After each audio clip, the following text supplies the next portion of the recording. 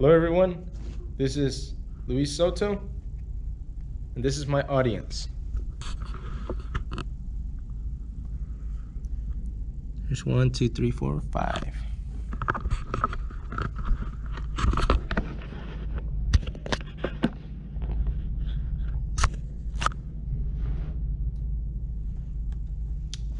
So, what the heck is going on in Mexico? The government is responsible for providing intel and security to the cartels.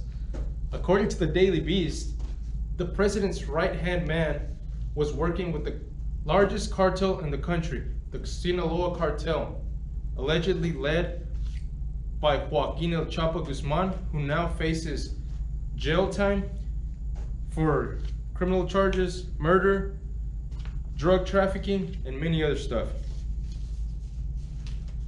Now, cartels are famous for extortion, drug trafficking, obviously, sex trafficking, human trafficking, kidnappings, and most big one, murdering people.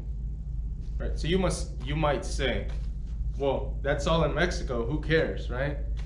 We're in the US. Well, you're kind of wrong. According to the New York Times, recently in Arizona,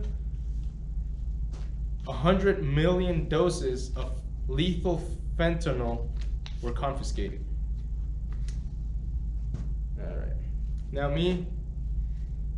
I'm going to talk to you about how the cartels have infiltrated the Mexican government, how they have caused fear to the public, and how the drug war began.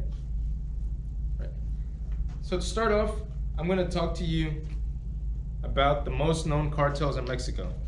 Some of them are, which I already mentioned, the Sinaloa cartel, the Cartel de Guadalajara, Cartel Jalisco Nueva Generación, La Familia Michoacana, and many others. I'm going to show you a map of the territories. In 2015, these were the territories where each one of these cartels had the most presence in.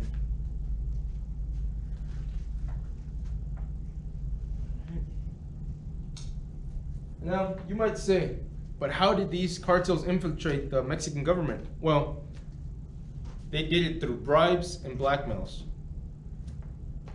They began to bribe government officials in order for them to give them police help, intel on other cartels, but also just so they could act like, hey, I didn't see anything. On the not so lucky side, they would get blackmailed. They would get told, hey, I need you to do this, or I'm gonna kill your family. Do this, or I'm gonna cut your toes. Things like that. According to the Daily Beast, Genaro Garcia Luna, who at the time was the Secretary of Public Safety in Mexico, received at least 2 times a suitcase with $5 million, and also provided intel to El Chapo syndicate with security and access to other cartels.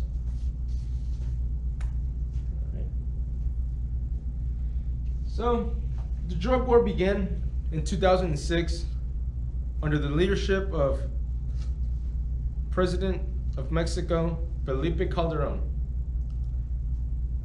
Until now, that was a great consequence because being the military, they did not know how to enforce the law in the middle of civilians. So they constantly recurred to very harsh techniques, and civilians were often caught crossfire between gunfights of the cartel and the military. This caused many deaths. According to the Sage Journal, the military was sometimes outgunned and outmanned. Just recently, in October 2019, this guy I'm about to show you, he's Oscar Guzman, the son of El Chapo. Recently in October, police encountered him in a local place in Mexico. And as soon as he was caught, the word spread out that he was caught. What do you think the members did? Well, all his members got together from the Sinaloa cartel.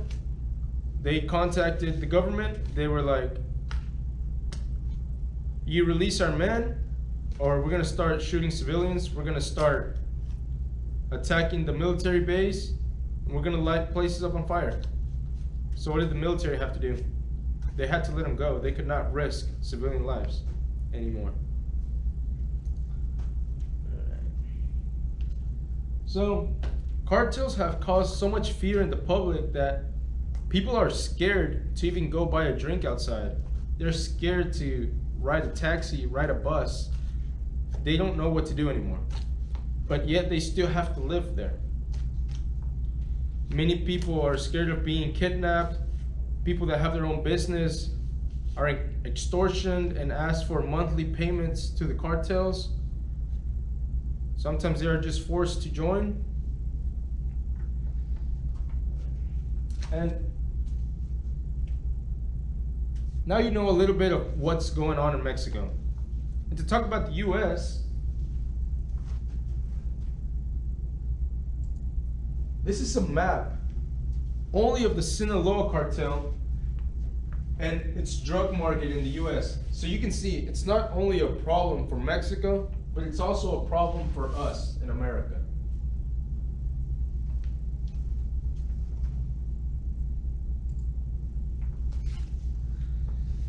Well, now you know a little bit about what's going on in Mexico and how people are scared, and the government can't do anything in Mexico. The military is outnumbered, they're outgunned.